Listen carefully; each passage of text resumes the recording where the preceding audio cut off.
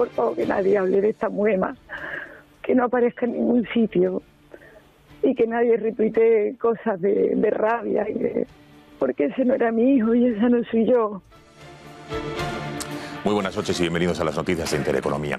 Una vez más, la muerte del pequeño Gabriel sigue marcando la actualidad. Lo han escuchado y van a verlo con más detenimiento. Las palabras de la madre del pequeño Gabriel, una vez más, palabras de bondad, sin rencor, pese al dolor y pese a lo duro que es que te hayan arrancado lo más importante que es de tu vida, que es a tu hijo, a tu único hijo, y de la manera tan cruel en la que le han asesinado. Hoy se ha celebrado en Almería, no sé si tenemos ocasión de ver esas imágenes, el funeral que ha presidido el obispo de la localidad. También han asistido diversas autoridades. Todo el pueblo y casi toda la provincia se ha volcado con los padres de la criatura que durante varios momentos han roto a llorar de dolor, el inmenso dolor humano que evidentemente supone esta triste noticia.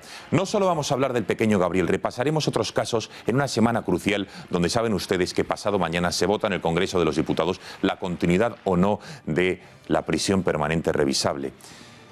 Ya se llevan recogidas más de cerca de 2,5 millones de firmas en la página web change.org. Van a ver ahora mismo el resultado de la votación, cómo está en estos momentos en tiempo real, como medida de presión para que sobre todo los partidos de la izquierda decidan no derogar esta ley que, entre otras cosas, lo que hace que es a asesinos de esta calaña, que con la sangre fría, como la supuesta asesina, la pareja del padre, que hoy, por cierto, ha confesado haber matado por estrangulamiento o con un golpe de hacha, ha cambiado su versión en varias ocasiones al pequeño Gabriel, pues para que personas de esta calaña no vuelvan a cometer sus crímenes. Hablaremos con testimonios, con la madre, por ejemplo, de Sandra Palo, para que nos diga qué es lo que opina exactamente de esto que está, sin lugar a dudas, en boca de todos. Repasamos el resto de la actualidad en titulares.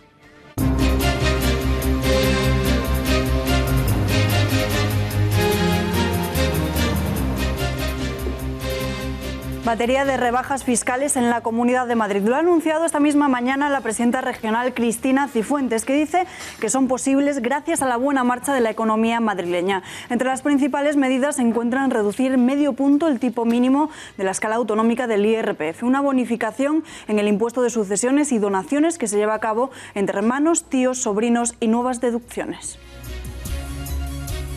Para aquellas transmisiones entre hermanos, tíos y sobrinos, que será, en el caso de los hermanos, del 15% y en el caso de los tíos y los sobrinos, del 10%.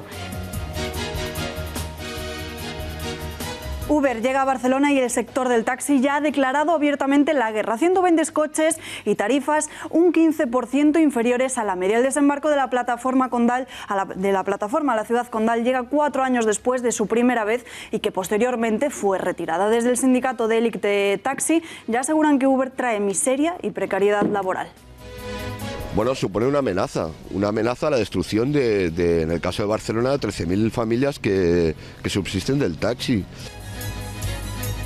Anticorrupción se persona en Rivas Vaciamadrid para investigar una adjudicación municipal de 654.000 euros en 2015. El ayuntamiento, gobernado entonces por Izquierda Unida, contrató la instalación del césped artificial en varios campos de la localidad a una de las empresas relacionadas con el caso Soule. Recordamos que esta es la causa por la que Ángel María Villar, expresidente de la Real Federación Española de Fútbol, habría estafado varios millones de euros. Histórica reunión entre Donald Trump y Kim Jong-un. El presidente de Estados Unidos ha aceptado una reunión que le ha propuesto el líder norcoreano a través de una carta. Kim Jong-un ofreció a los Estados Unidos suspender sus ensayos balísticos y al final de este informativo analizaremos esta decisión con nuestro experto geopolítico de cabecera, Bruno Navarro, en la sección de Mundo en Guerra.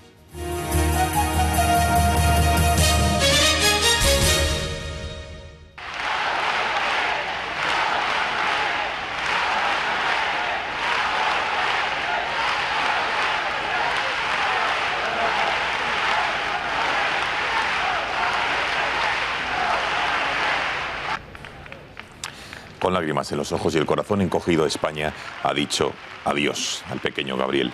El reloj marcaba las 11 y comenzaba la misa funeral del menor o el hijo pequeño de la pareja que estamos viendo o que han visto en sus pantallas. La homilía ha sido seguida por las más de 5.000 personas que se concentraban ante la Catedral de Almería a través de 2 pantallas gigantes instaladas en las puertas del templo.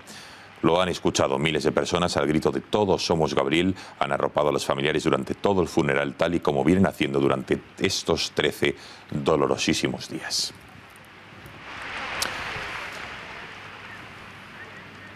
Con la habitual bondad que la caracteriza, la madre de Gabriel ha pedido no hablar más de Ana Julia, la supuesta asesina de su hijo, al mismo tiempo que ha dicho que su vástago ya estaba en el cielo jugando con los peces. A su lado estaban Ángel, el padre del pequeño, que ha agradecido todo el apoyo recibido estos días. Que la bruja ya está donde tiene que estar y que no le demos más vueltas. Y arriba la buena gente y los buenos corazones, ¿vale?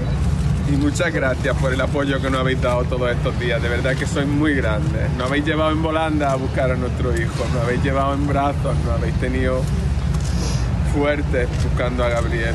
Muchísimas gracias a todos por vuestro apoyo y por el cariño que nos habéis dado. Muchas gracias. Todos somos Gabriel.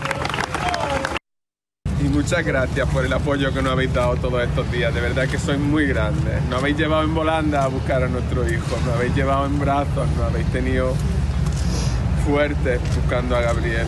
Muchísimas gracias a todos por vuestro apoyo y por el cariño que Patricia, la madre de Gabriel, le ha regalado la bufanda azul de su hijo que llevó puesta durante todos estos días de búsqueda al ministro de Interior, Juan Ignacio Zoido. El ministro acudía ayer a la Capilla Ardiente y hoy al funeral con la vicepresidenta Soraya Sáenz de Santamaría. No ha podido el ministro aguantar la emoción y se ha echado a llorar. El gesto de Patricia supone una muestra de agradecimiento a las autoridades por el despliegue de las unidades de especialistas, entre ellas la UCO de la Guardia Civil, así como de cientos voluntarios y de otros servicios de emergencias. El pésame institucional ha llegado de la mano de Zoido, de la vicepresidenta y también de la presidenta de la Junta de Andalucía, Susana Díaz.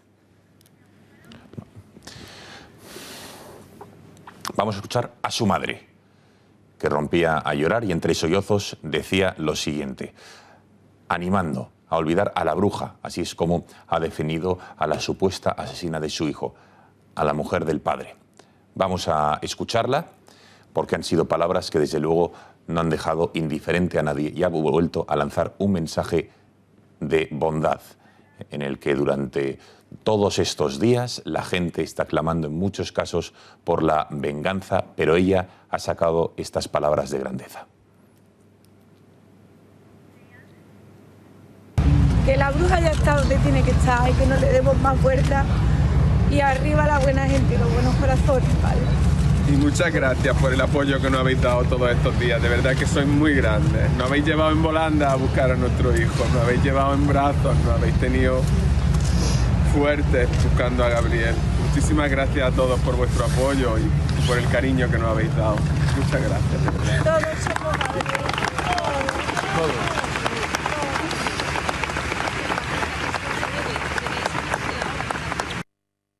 La bruja ya no existe y por favor sacarla de todas vuestras cabezas, ¿vale?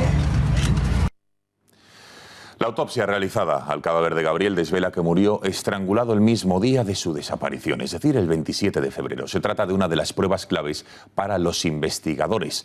Ana Julia Quezada ha roto su hermetismo en su declaración ante la Guardia Civil y su negación a colaborar con los agentes al contestar o al responder que sí, que era la autora de la muerte del pequeño. Gabriel. Y ha sido muy breve en las declaraciones, pero ha dicho que le dio un golpe en la cabeza con la parte roma de un hacha en la cabeza y luego le asfixió. Eso sí, ha intentado justificarse diciendo que discutieron y que el niño la agredió primero. Después de haberle matado, al dejarle sin respirar, tiró la ropa del pequeño en un contenedor lejano y lo enterró en una fosa que ella misma cavó. El magistrado ha pedido no incinerar el cuerpo porque contempla la posibilidad de realizar una segunda autopsia. Y presten mucha atención, Ana Julia era entrevistada el mismo día que encontró la camiseta del pequeño. Y fíjense cómo le falla el subconsciente. Se refiere a Gabriel como que era un niño responsable. En pasado, luego rectifica y usa un tiempo verbal en presente. Escuchen. Entonces, como siempre, le vimos salir. Ana, me voy. Y digo, vale, Gabriel, luego vienes a merendar. Y yo me marché, que tenía que hacer unas cosas y se quedó la abuela en la casa. Y a las 6:30 de la tarde nos llama su abuela que no, el niño no está donde tenía que estar, donde Rosita con sus nietos, que no ha llegado allí. Y ya pues Esa es la última vez que hemos visto a Gabriel, cariño. ¿Tú crees que alguien se lo ha llevado? Ya como te decía antes, Gabriel se marchaba con sus amigos y venía Ana, dame una manzana. O sea que era un niño muy responsable. Es un niño muy responsable.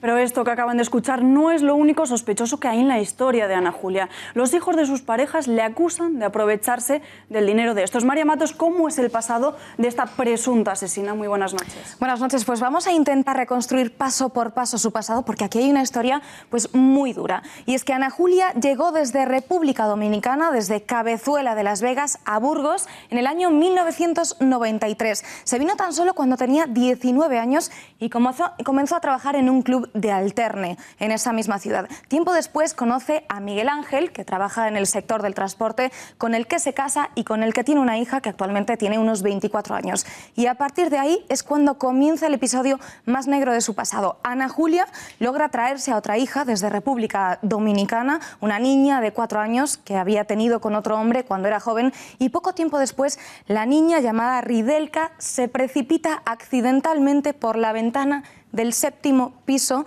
donde Ana Julia vivía con su marido. Ahora esa muerte está siendo investigada por la Guardia Civil, ya que hay varios forenses que dicen que es muy improbable que cuando un niño se resbala por una ventana aparezca a más de 3 metros de la pared. Y esta pareja se rompe, ella comienza a trabajar en una carnicería, aunque por poco tiempo, porque rápidamente conoce en el año 2000 a un hostelero, 20 años mayor que ella, enfermo de cáncer y con el que deja de trabajar. Él la mantiene, le paga viajes, le da dinero, le compra una casa de 45.000 euros y también vean el testimonio de la hija de este señor ya fallecido. Ya mi padre enfermo, ella le hizo un seguro de vida a favor de ella. Ella en el hospital... Dime. ¿Lo llegó a cobrar? Sí, porque a raíz de ahí, cuando estaba mi padre ya en la última, ya cuando estaba muy malito en el hospital, ella le empadronó en su casa, se quiso casar con él unos días antes de mi padre fallecer. Mi padre falleció el lunes y esto fue un jueves, porque el viernes ese ella se fue a operar un aumento de pecho. Fue un viernes y el lunes falleció mi padre. Ese crédito del pecho lo pagamos mis hermanos y yo. Y a mis tías le dijo que tenía un tumor en el pecho y que se tenía que ir a operar cuando era un aumento de pecho. Cuando quisimos recuperar todas las joyas de mi padre que se había llevado, y ella nos decía, si vosotros me deis el carné para poder cobrar el seguro, yo os devuelvo las joyas. Bueno, como acaban de escuchar, le acusa de haberse aprovechado de ese hombre y 2 años más tarde conoce a otro hombre, también de Burgos, con el que se va a vivir a Almería, y es allí, hace un año, cuando conoce pues, a Ángel, al padre de Gabriel. Muchísimas gracias, María. Tiempo de analizar cuál ha sido la reacción en concreto de los medios de comunicación de la izquierda.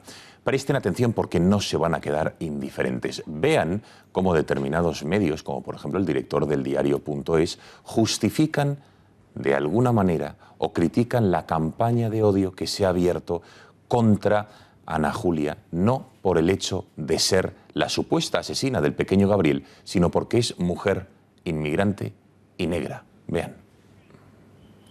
Quiero darle el pésame a los padres y sobre todo felicitar a la madre por el mensaje que ha dado, que me parece de altura. Sobre todo en relación con lo que estamos leyendo en redes sociales, un discurso de odio que creo que está azuzado por 3 motivos, porque además de ser una presunta asesina, es una mujer, es un inmigrante y es negra. Y creo que todo eso está provocando que mucha gente encabece un discurso de odio alrededor de estas tres cuestiones. Todo el mundo arremete contra la novia del padre. Nadie dice que el niño manifestó en muchas ocasiones que no quería estar con ella y que aún así el padre permitió que fuese ella la que le vistiese. Por supuesto que el padre es responsable a mis ojos, no es culpable porque no lo mató, pero es responsable por haber dejado a su hijo al cuidado de una desconocida. Todos estos racistas y misóginos que están echando mierda en Twitter sobre el caso de Gabriel callarían ipso facto si se detuviera al padre como el culpable y ella quedara relevada a cómplice. Ha pasado más veces, noticias sobre mujeres matando a hombres que inundaban Twitter de estos seres haciendo apología de la misoginia más brutal para desaparecer del mapa cuando un día después se sabía que había sido en defensa propia. Bueno, para analizar la reacción de los medios de la izquierda del asesinato del pequeño Gabriel a manos de la pareja de su padre, tenemos conexión con Fernando Paz, a quien ya saludamos. Fernando, buenas noches. Muy buenas noches. Bueno, acabamos de escuchar cómo, por ejemplo, el director del diario.es decía que la supuesta asesina, por el hecho de ser mujer, de ser inmigrante y de ser negra, ha provocado que mucha gente tenga un discurso de odio alrededor de ella por estos motivos, no por el hecho de ser la supuesta asesina. ¿Qué te parece? Bueno, yo creo que aquí es de aplicación ese refrán que dice que cree el ladrón que todos son de su condición. Yo no creo que nadie esté atacando a esta señora, sino por su condición sencillamente de asesina, ni por mujer, ni por negra, ni por inmigrante. Y digo lo del ladrón y la condición porque probablemente lo que este señor esté haciendo sea defenderla por su condición, no sé si de inmigrante, de negra o cualquier otra. Pero desde luego no me parece que en el caso contrario se verifique lo que este señor afirma. Y otra de las tuiteras de cabecera de la izquierda, Barbie Japuta, salió en defensa de la supuesta asesina asegurando que se estaba haciendo apología de la misoginia más brutal, al tiempo que decía que los racistas estaban echando mierda. Bueno, el hecho de que ciertas ideologías tengan una tendencia, al parecer, irrefrenable hacia los asesinos, y sobre todo hacia los asesinos de niños, hacia los asesinos de inocentes, pues es bastante revelador de lo que son estas personas y estas ideologías que profesan. Yo creo que no se necesita de un comentario ulterior, ellos mismos se califican.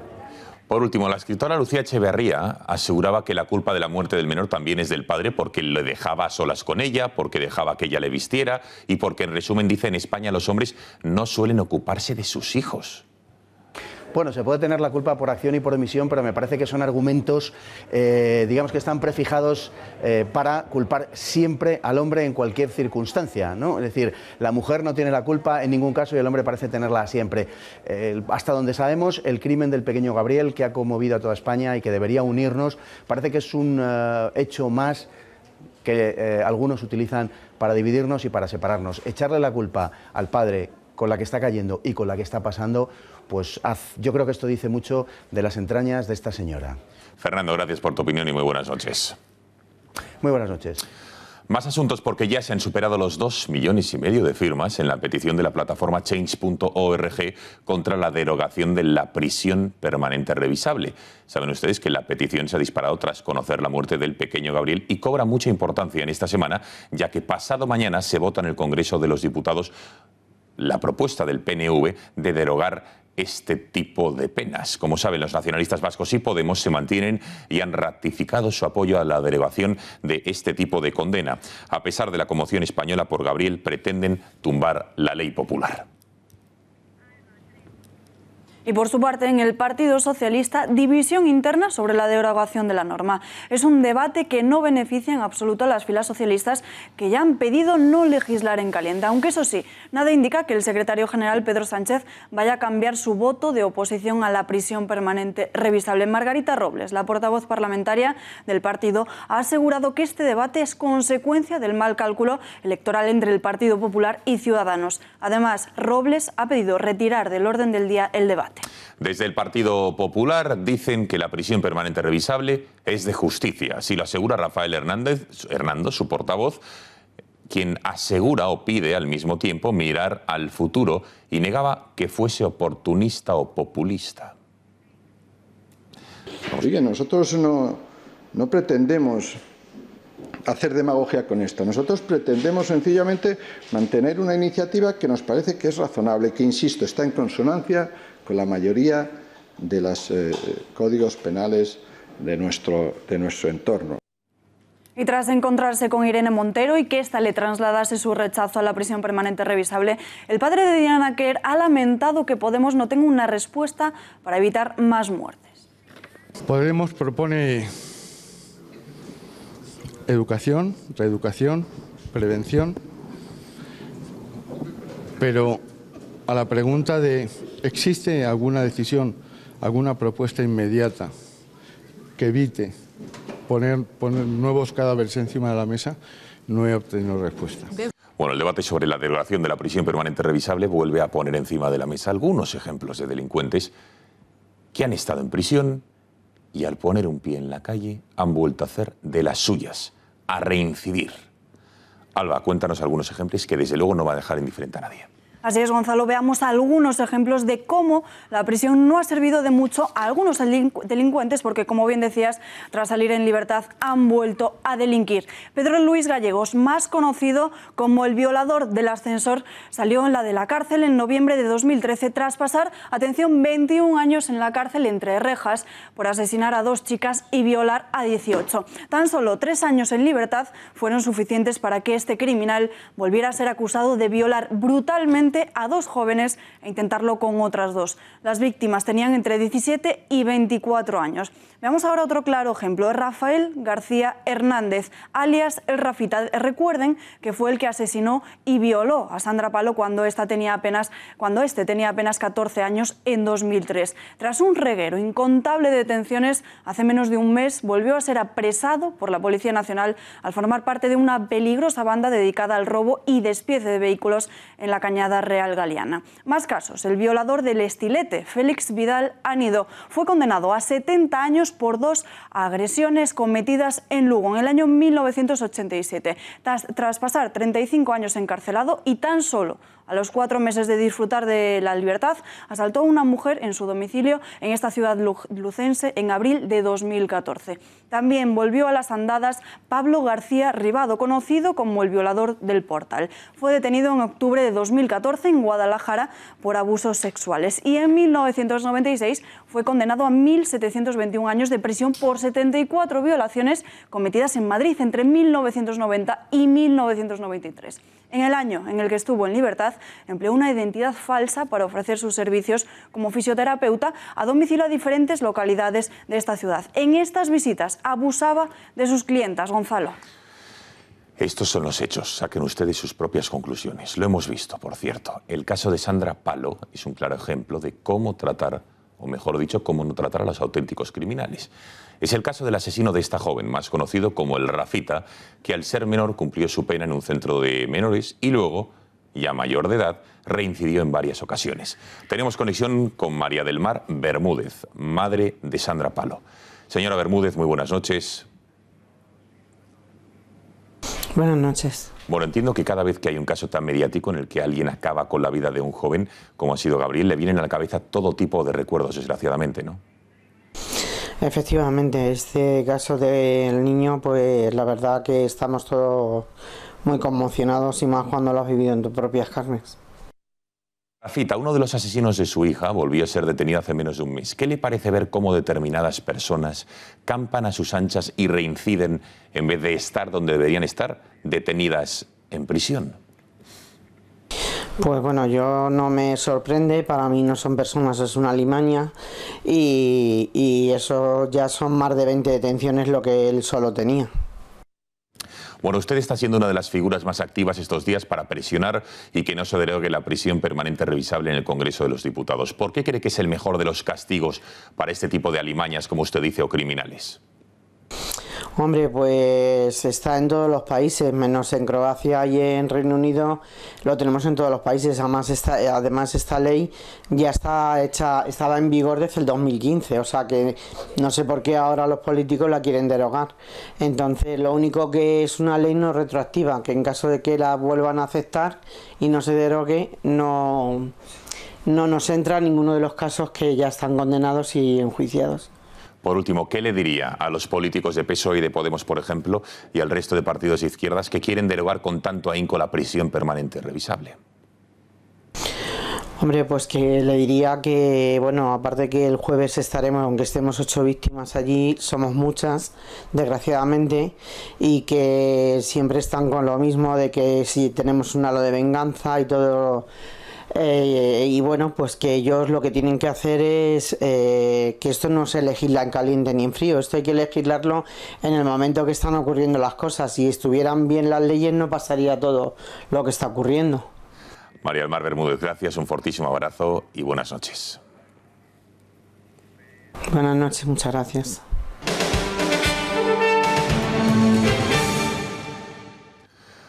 Cambiamos de asunto porque faltan apenas unas horas para que se produzca el debate sobre pensiones monográfico que se va a celebrar mañana en el Congreso de los Diputados.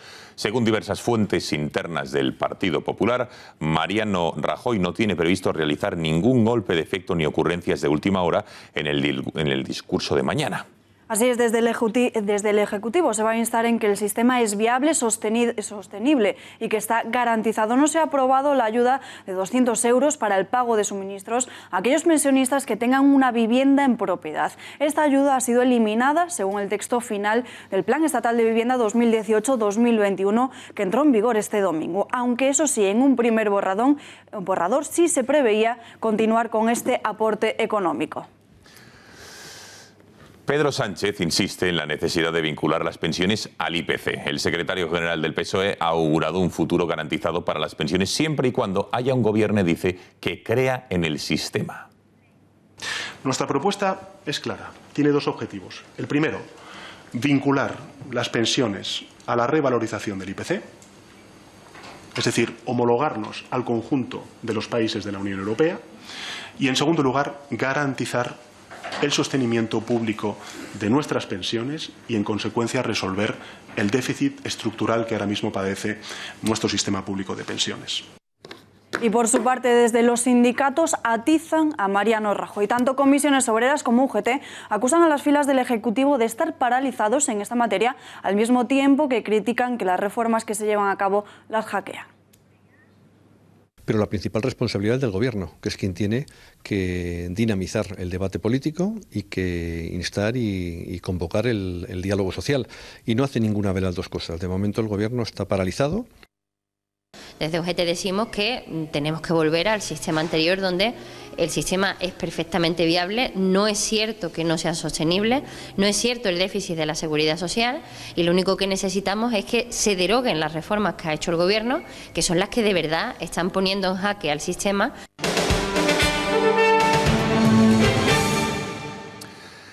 El Tribunal de Derechos Humanos de Estrasburgo ha condenado a España a pagar a unos personajes que quemaron la bandera española. Le ha condenado por la multa que España puso a dos jóvenes que quemaron una imagen de los Reyes. Se considera, o consideran por lo menos, esta acción, el Tribunal de Derechos Humanos, recordemos que le condenaron a 15 meses de cárcel por los hechos ocurridos en 2007 en Gerona. Ahora nuestro país deberá indemnizar a estos dos jóvenes con 7.200 euros como castigo, ya que dice Estrasburgo que se vulneraron sus derechos a la libertad de expresión.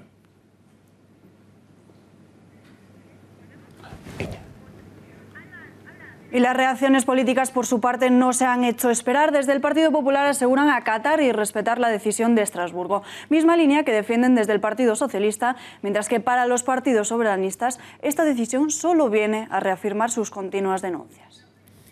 ¿No? Esto es la libertad de expresión. Hoy gana la libertad de expresión y seguramente recibe una repulsa este Estado autoritario que gobierna el Partido Popular, este Estado autoritario que no entiende, no quiere entender de derechos y libertades públicas. El Tribunal Europeo de Derechos Humanos ha condenado a España por vulnerar el derecho a la libertad de expresión y nos ha recordado algo muy importante, y es que todos y todas somos iguales ante la ley, también el rey y también la reina de España. Y el Tribunal Europeo de Derechos Humanos afirma algo que nosotras pensamos también, y es que en este país es necesario defender la libertad de expresión de aquellos que están pretendiendo vulnerarla y recortarla. La sentencia lo que dice es que es excesiva y que por tanto no es proporcional, que puede haber una pena privativa de libertad ante lo que ellos consideran que es un delito contra, o en este caso no delito, pero sí una manifestación de la libertad de expresión. Bueno, vamos a analizar con nuestra compañera Fátima García Manzano un aspecto interesante de lo que es el Tribunal Europeo de Derechos Humanos. ¿Cómo funciona? ¿Por qué tiene ese poder sobre nuestro país y otras naciones? Fátima García Manzano, cuéntanos, porque desde luego las últimas sentencias sobre España han sido desfavorables. Buenas noches. Buenas noches, Gonzalo. Pues los tirones de orejas del Tribunal de Derechos Humanos ya empiezan a convertirse en algo rutinario. Pero ¿por qué tiene este poder sobre España y, en definitiva, sobre todos los estados europeos? Pues porque es la máxima autoridad judicial destinada a garantizar los derechos humanos y libertades fundamentales en toda Europa, por lo que sí está por encima de cualquier sentencia que dicte la Audiencia Nacional, el Tribunal Supremo o hasta el Tribunal Constitucional. En esta ocasión, Estrasburgo cree que quemar fotos del rey no constituye un delito, sino una forma de libertad de expresión política. Esta no es la única vez que el Tribunal de Derechos Humanos condena a nuestro país. Es más, es el cuarto caso en lo que va de año, ya que recuerden que, por ejemplo, en enero falló a favor de los dos etarras que en 2006 hicieron explotar una furgoneta bomba en la T4 de Barajas, matando a 2 personas. El tribunal determinó que ambos sufrieron tratos inhumanos y degradantes tras su arresto por la Guardia Civil, por lo que serán indemnizados con hasta 30.000 euros por daños morales. Más casos. ¿Se acuerdan de la doctrina Parot? Fue Estrasburgo el que en 2012 se mostró contrario a esta práctica al asegurar que mantener en prisión a la etarra Inés del Río Prada por una revisión de la duración de la pena era irregular. A la salida de prisión de Del Río le siguió la salida de una oleada de terroristas, pero también de 4 violadores que han vuelto a ser detenidos por reincidir, incluido el violador del ascensor. Y terminamos con este caso, porque el tribunal también condenó a España por precisamente haber vulnerado la libertad de expresión del ex senador de Ribatasuna, Miguel Castells, al condenarle por unas declaraciones de 1979 sobre la guerra sucia contra ETA. ¿Qué decía? Pues que tenían que aclararse por aquel entonces los más de 30 asesinatos cometidos en Euskadi por elementos incontrolados. Bueno, ha quedado clarísimo. Muchísimas gracias, Fátima. Para analizar este nuevo varapalo de Estrasburgo a nuestro país, tenemos conexión con Carlos Berbel, director de confilegal.com. Carlos, muy buenas noches. Buenas noches, Gonzalo. Bueno, Carlos, ¿cómo calificarías la noticia de Estrasburgo condenando a España a pagar a 2 energúmenos, por llamarlo así, por haberles impuesto en 2007 penas de cárcel cuando quemaron fotos del rey? A mí, yo estaba hablando con varios magistrados y con gente cercana a esto de Estrasburgo y me estaban diciendo que lo que echaban de menos en este caso era que el tribunal sentenciador no hubiera pedido un informe para ver cómo se afrontaba este tipo de asuntos en los 47 países que forman parte del Tribunal Europeo de Derechos Humanos. Son 47 magistrados de 47 países europeos. Porque fíjate, en Inglaterra, pongamos por caso, prevalece la libertad de expresión como está diciendo el tribunal, pero por ejemplo en otros países como Alemania, como Francia, como Italia o incluso Portugal, pues hay penas de multa y penas incluso de cárcel por difamación al jefe del Estado y demás. Por tanto, no hay una homologación, vamos a llamarla así, a la hora de afrontar este tipo de asuntos. La perplejidad es grande entre muchos magistrados y muchos expertos y juristas porque opinan que lo que tenía que haber hecho el Tribunal Europeo de Derechos Humanos era haber hecho ese informe, un estudio genérico sobre cómo se aplica esto en Europa, y no se ha hecho. Y dices, bueno, ¿y cómo es posible que en un país como en Alemania pues se puede incluso condenar a penas de cárcel y bueno, en el Tribunal Europeo de Derechos Humanos pues condene a España por una cosa parecida, que es justamente pues una afrenta al jefe del Estado? Bueno, cosas del Tribunal Europeo de Derechos Humanos. Carlos, de las últimas 7 sentencias de este tribunal sobre casos de España, 6 han sido condenatorias. Se condena a España por cumplir la ley española. ¿Qué es lo que pasa con Estrasburgo, ya que es bastante complicado de entender? A ver, yo he dicho antes que son 47 magistrados de los que forman parte del Tribunal Europeo de Derechos Humanos. Muchos de ellos pues son de países, por ejemplo, como Chipre o países como Andorra. En este caso, en este tipo de asuntos, el magistrado español, en este caso Luis López Guerra, pues debía actuar como un elemento aclarador o diferenciador de lo que ocurre en España. Hay quejas por parte de una parte de los juristas españoles en los cuales dicen que bueno que el papel de esto de López Guerra, siempre te estoy transmitiendo algo que opinan, pues no ha sido muy positivo para España, porque, bueno, por ejemplo, la doctrina Parot, ha habido muchas críticas en torno a su papel, en el sentido de que no aclaró concretamente, de la forma que tenía que haber aclarado, pues la aplicación de esa doctrina. Bueno, hay una parte de los magistrados que le echan la culpa de los males que están ocurriendo a España en el Tribunal de Derechos Humanos. Algo también tenemos que estar haciendo mal, ¿no? Pero bueno, yo indico más o menos dónde están apuntando algunos juristas duchos en esto y que esperan que con la nueva magistrada María Elosegui pues la cosa cambie. Bueno, vamos a ver, Carlos. España está obligada a cumplir la sentencia de Estrasburgo y, en este caso, pagar a los dos separatistas que quemaron fotografías del rey. Y, por otro lado, ¿qué pasa si incumple, digamos, esta condena de Estrasburgo y decide no pagarles? No puede incumplirla. En las últimas reformas que se hicieron justamente a la ley de enjuiciamiento criminal establecían ya un mecanismo de cumplimiento de las sentencias del Tribunal Europeo de Derechos Humanos. Hasta hace 3 años quedaba al arbitrio de cada tribunal, no había un mecanismo que obligara. Ahora sí, ahora estamos obligados a cumplir justamente eso. En la anterior sentencia que hubo hace unos meses de los 2 etarras y demás, en esa recuerda que ellos debían, no sé si era 1 millón y pico, 2 millones en compensaciones, por tanto no van a ver un duro. Pero en este caso el Estado español, el gobierno, tendrá que cumplir con lo que dice Estrasburgo, no hay otra. Queda clarísimo. Carlos Verbel, director de Confilegal.com. Gracias y muy buenas noches. Un placer. La actualidad política también nos trae más novedades en torno al desafío separatista. Carles Puigdemont se va a reunir mañana en Bruselas con diputados de su formación. El expresidente huido ha convocado este encuentro para abordar los posibles escenarios de la investidura en la región de Cataluña después de que se haya aplazado, recuerden, el pleno para investir a Jordi Sánchez, previsto para este lunes, y que el Tribunal Supremo haya impedido la libertad al que fuera líder de la ANC. Es la primera reunión desde que el pasado sábado Puigdemont propusiera que su formación girase hacia un movimiento político, dice, estable, actuando más allá del grupo parlamentario. Y desde Esquerra siguen insistiendo en que propongan de una vez un candidato viable. Marta Rovira, la secretaria general del partido, pide que Junts per Catalunya presente a otra persona que pueda ser investida y desbloquear desde ya la situación política en Cataluña.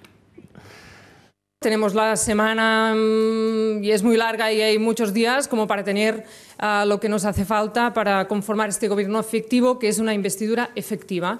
Y eso sí, respetamos los procedimientos internos de todas las formaciones políticas y estamos a la espera de que Junts per Catalunya haga esta propuesta para que nos conlleve la investidura efectiva. Por cierto, que hay novedades en torno al espionaje de los Mossos d'Esquadra a determinados estratos de la sociedad catalana. Siguen saliendo a la luz nombres de los investigados por los agentes autonómicos. Entre ellos también se encuentra, atención, Jorge Fernández Díaz, el exministro del Interior.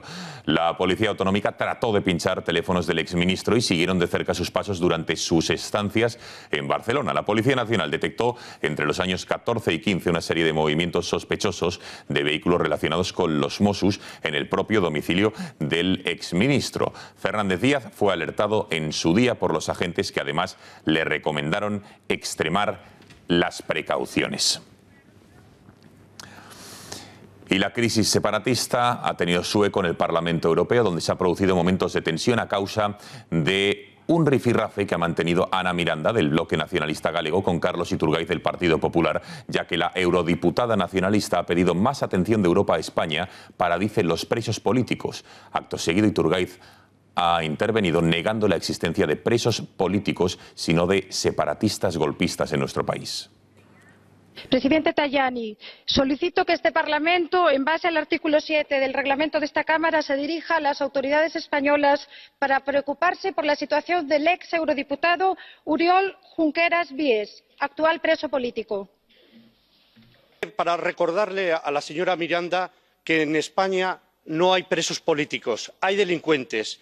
Y hay delincuentes golpistas, como el señor que usted ha citado. Ha debido tener un lapsus mental. Sí, muestre la camiseta, señora Miranda. Delincuentes golpistas son esas personas y no presos políticos que no existen en una democracia como es la española.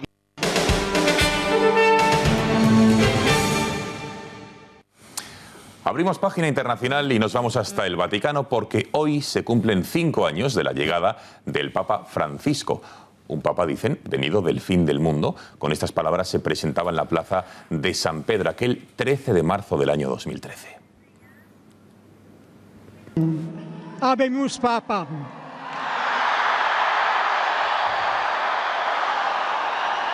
Bergoglio. Era di dare un vescovo a Roma. Sembra che i miei fratelli cardinali sono andati a prenderlo quasi alla fine del mundo, ma siamo qui. Desde el primer momento en que Jorge Bergoglio fue elegido Papa de la Iglesia, la polémica ha acompañado al primer pontífice no europeo. Muy celebrada fue su intervención sobre la libertad de expresión tras los atentados yihadistas de Charlie Hebdo. Francisco recordó que hay límites y que el respeto es fundamental. Otro de los momentos estelares de su pontificado fue la condena de la ideología de género durante un encuentro privado con obispos polacos durante la JMJ de Cracovia. El Santo Padre arremetió contra el intento de pervertir a los niños en las escuelas. Aunque su visita a Cuba fue muy criticada por tratarse de una dictadura, durante ese viaje se entrevistó con el patriarca Kirill de Moscú y de toda Rusia. Sin duda, un encuentro histórico. Hasta ahí sus luces, porque también ha habido algunas sombras. Un momento poco afortunado se produjo cuando no mencionó el aborto en un discurso ante la ONU en pleno debate en el Congreso americano por la retirada de fondos a Planned Parenthood, la multinacional del aborto. Tampoco gustó en demasía cuando invitó al Vaticano a 12 refugiados, todos ellos musulmanes. Para muchos, su pontificado se caracteriza por haber hecho limpieza en la curia vaticana. Sin embargo, los escándalos financieros no han hecho sino aumentar en los últimos 5 años.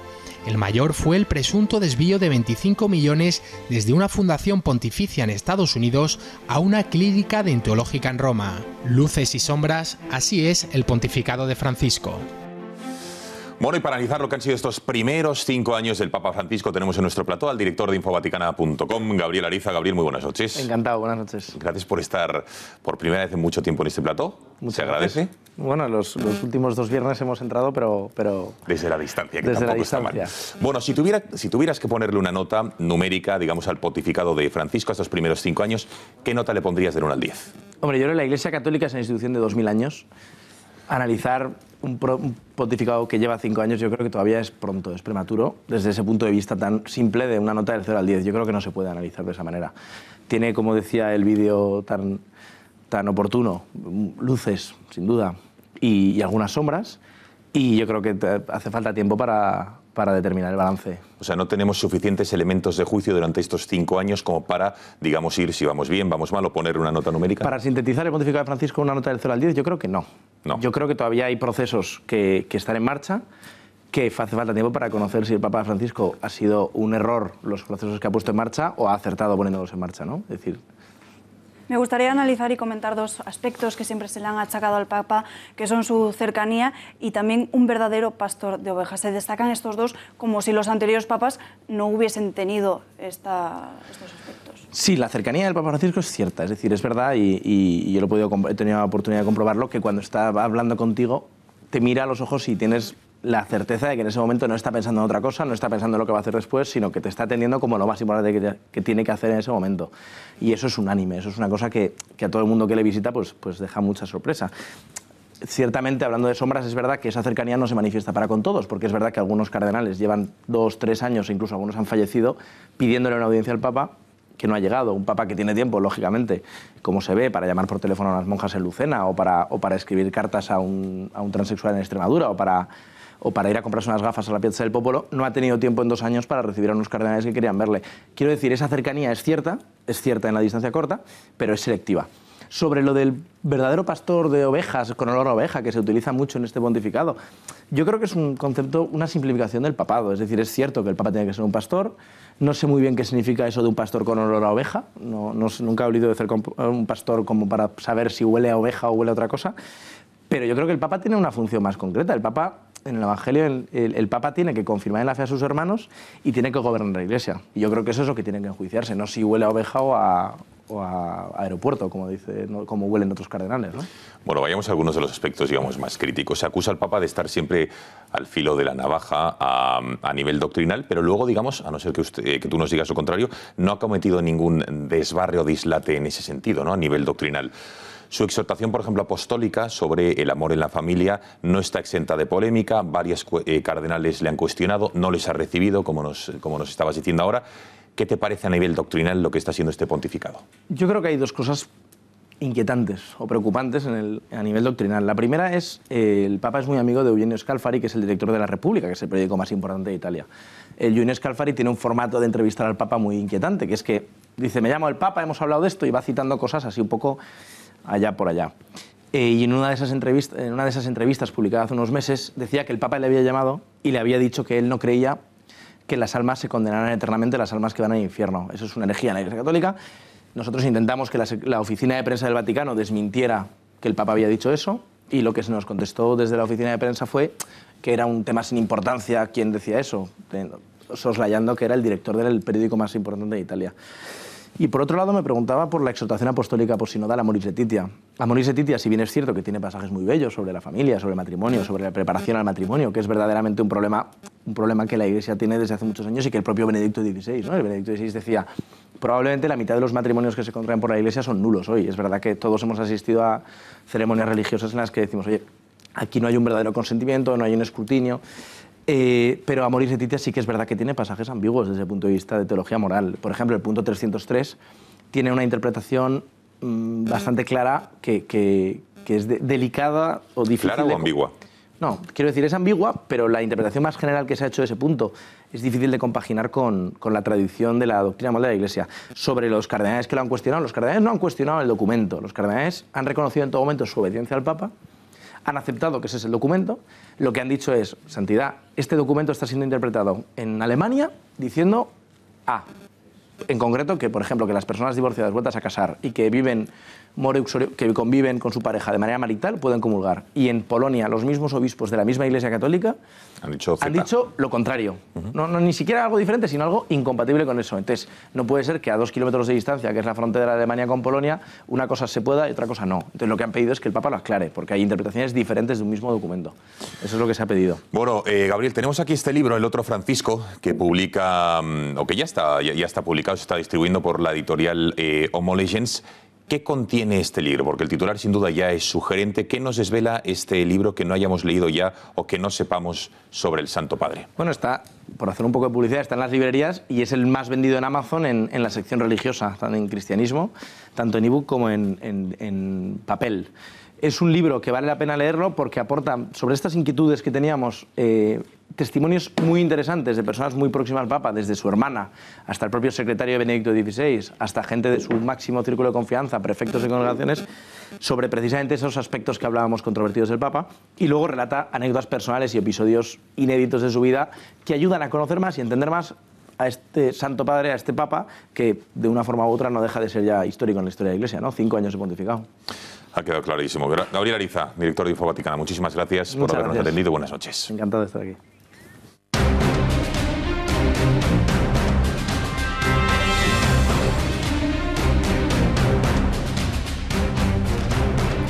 En página internacional, histórica reunión entre Donald Trump y Kim Jong-un. Así va a ser el próximo mes de mayo, presumiblemente. El presidente de la primera potencia mundial ha aceptado ese encuentro que le ha propuesto el líder norcoreano a través de una carta para iniciar la ronda de negociaciones sobre el programa nuclear de Corea.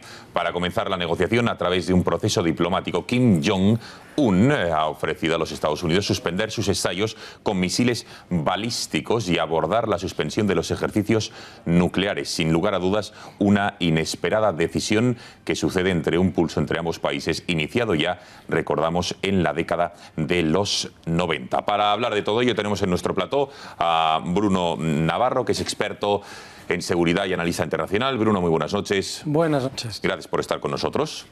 Bueno, tiempo de hablar de la relación entre Estados Unidos y Corea del Sur, o mejor dicho, de Donald Trump y Kim Jong-un, porque ¿usted qué cree? ¿Que el acercamiento de las relaciones que presumiblemente se van a dar en esa reunión de mayo es como consecuencia del empeño de ambos líderes o son gestiones diplomáticas? Creo que todo ha influido. Desde luego la diplomacia tradicional de presión militar y económica de Estados Unidos, que viene de largo, ha sido reforzada en este aspecto, ha sido reforzada por la... Creo que la reunión con Corea del Norte...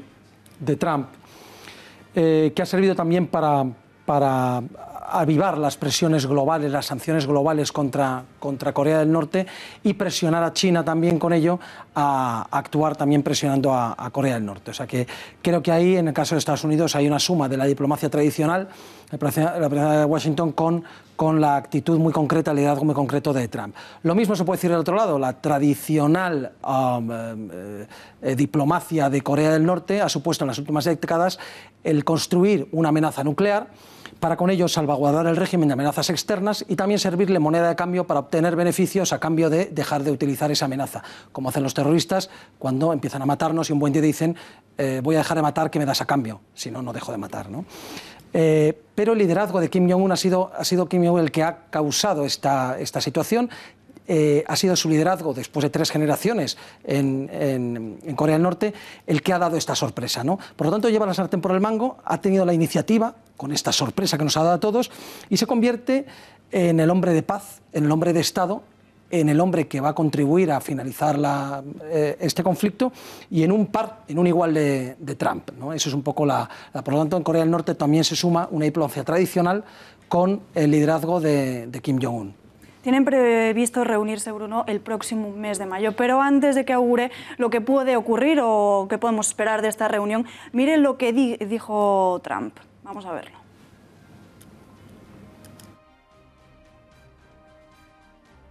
Creo que la reunión con Corea del Norte va a ir muy bien y será un tremendo éxito. Ellos han prometido no lanzar más misiles hasta entonces y avanzar hacia la desnuclearización. Veremos qué pasa, pero este encuentro podría haberse afrontado desde hace 30 años. Clinton, Bush y Obama tuvieron la oportunidad y no hicieron nada. ¿Qué va a suceder, Bruno? Bueno, es posible, para empezar, que no se produzca tal reunión.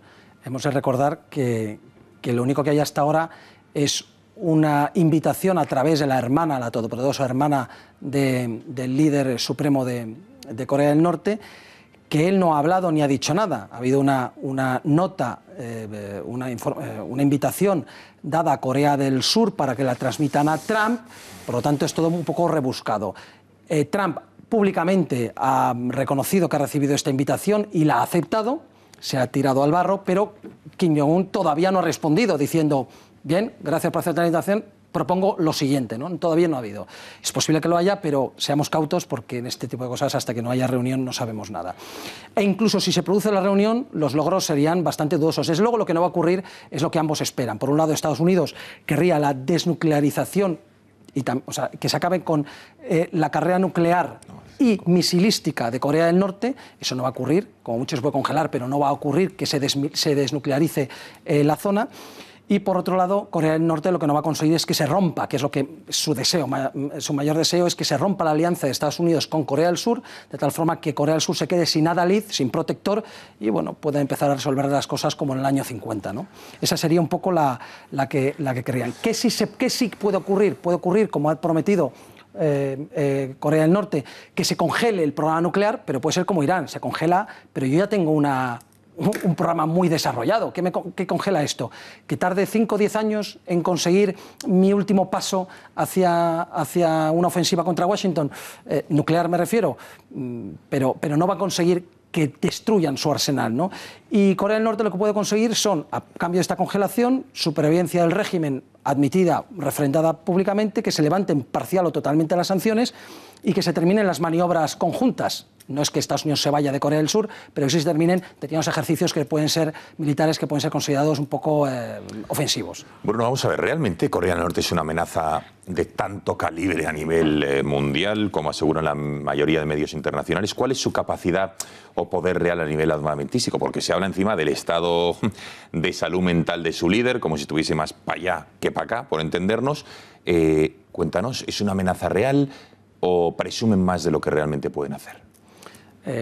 Quizás presuman un poco más de lo que pueden hacer, como todo el mundo básicamente, pero sí que es una amenaza real. Y lo que decías de su estado mental, el gran problema añadido a la enorme capacidad militar que tiene Corea del Norte es la inestabilidad emocional, no del régimen, que es perfectamente estable. El régimen está ahí para sobrevivir. ¿Pero Kim Jong-un es inestable emocionalmente hablando? Yo no diría que él sea inestable, sino que el régimen se basa en una inestabilidad emocional permanente de todos sus miembros y de la capacidad que tienen de asustar a los demás y apretar un botón en cualquier momento. Es decir, son muy peligrosos sociopáticamente. Ahora, la capacidad real militar, armas nucleares sí tiene, eso nadie lo duda. Tienen armas nucleares, entre 30 y 60 cabezas nucleares. La única duda es si tienen la bomba H famosa, la bomba de fusión, o solo tienen la bomba atómica tradicional de fisión. Probablemente que será que no tenga la bomba H todavía, pero tenga una bomba de fisión de última generación. En todo caso, 30 o 60 cabezas nucleares del tipo que sean son una hecatombe nuclear para quien las reciba, ¿no? Y luego los misiles famosos, los misiles intercontinentales que alcanzan miles de kilómetros. ¿Los tienen? Sí, los tienen. Hasta ahora no podían llegar al cuerpo de Estados Unidos, se quedaban en Guam, las Hawái, naturalmente Australia, Corea del Sur, Japón, pero Alaska también alcanzaban, pero desde noviembre del año pasado, con sus 13.000 kilómetros, el último modelo de misil balístico alcanza hasta Washington, alcanza la costa este. ¿Cuál es la única duda? Como ya hemos dicho aquí en esta ocasión, son capaces ahora de miniaturizar las cabezas nucleares para que quepan en estos misiles de largo alcance. Esa es la única duda. Si lo tienen hoy, lo han tenido ya ayer, o lo van a tener dentro de 1 año, 6 meses. Pero todo llegará y en todo caso la amenaza es tremenda. Por último, en 30 segundos, señor Navarro, me gustaría hablar de China. ¿Qué papel juega el país asiático en esta relación y sobre todo en la estabilidad de la zona? ¿Es una amenaza o un aliado para Estados Unidos? Brevemente, por favor. Sí, China supone el 25% de las exportaciones de Corea del Norte, especialmente el carbón, y le suministra el 50% de lo que importa Corea del Norte. La mitad de lo que importa Corea del Norte lo suministra China, especialmente el petróleo. Si quisiera, China habría acabado con este problema hace mucho, les habría ahogado y les habría obligado a sentarse a negociar y acabar con su política. Y desde luego algo habrá tenido que ver en esta decisión de Kim Jong-un, porque la presión internacional de Estados Unidos, pero también de Naciones Unidas y de la comunidad internacional, ha conseguido que China presione y corte determinados lazos económicos que han hecho que Corea del Norte al final, probablemente tenga que ver China en que Corea del Norte al final haya tomado esta decisión por estar, no digo ligeramente, sino bastante agobiada. Ha quedado clarísimo. Bruno Navarro, gracias por haber estado un martes más en este informativo y buenas noches. Buenas noches. Alba, nos vamos. Así es, les dejamos como siempre con el tiempo. Tiempos modernos, gracias por nada, y a las 10 el gato al agua. Muchísimas gracias por su confianza, ya lo saben, que las noticias vuelven mañana desde las 6 de la tarde con la redacción abierta de 6 a 8 y media con Rafael Núñez Huesca y después, a continuación, el informativo, las noticias, recopilando todo lo más importante del día. Recuerden, mañana desde las 9 de la mañana, monográfico que podrán seguir aquí en directo en Intereconomía sobre las pensiones, en ese pleno en el Congreso de los Diputados en el que todos los partidos políticos van a abordar el estado del sistema de las pensiones de nuestro país y van a dar las propuestas, concretas o no, eso lo veremos mañana, para la supervivencia de las pensiones. Lo veremos mañana. Adiós.